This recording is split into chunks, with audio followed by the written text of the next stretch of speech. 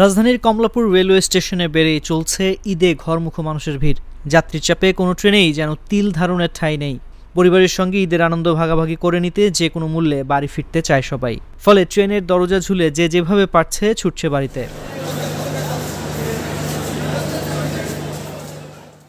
শনিবার সকাল 10টার দিকে রাজধানীর কমলাপুর রেলওয়ে স্টেশনে দেখা যায় স্টেশনের ৩ নম্বর প্ল্যাটফর্মে অপেক্ষা করছে পঞ্চগড়গামী একতা এক্সপ্রেস। ট্রেন থামার পর যাত্রীরা একে একে আসতে থাকেন। কিছুক্ষণের মধ্যেই যাত্রীতে পরিপূর্ণ হয়ে যায় বগি। এরপরও আসতে থাকেন যাত্রীরা। বগিতে জায়গা না পেয়ে ট্রেনের টয়লেটের সামনে, 2 বগির মাঝখানে ও দরজায় অবস্থান নেন অনেকেই। ট্রেন ছাড়ার কিছু সময় আগে দরজায় ঝুলতে থাকেন অনেকেই। সকাল 10:18 স্টেশন ছেড়ে যায় একতা এক্সপ্রেস। এ সময় জীবনের ঝুঁকি নিয়ে ট্রেনের দরজায় ঝুলে থাকতে দেখা যায় অনেক যাত্রীকে। কেউ কেউ দরজায় ঝুলে থাকার জায়গাও না পেয়ে নিরেশ হয়ে স্টেশনে অপেক্ষা করেন।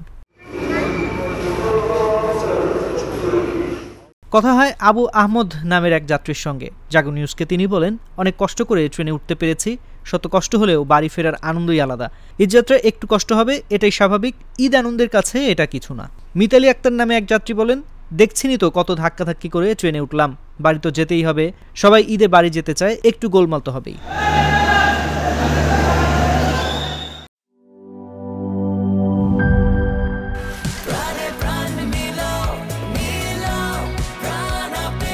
প্রাণ আপের রিফ্রেশিং স্বাদে প্রাণে প্রাণ মিলাও।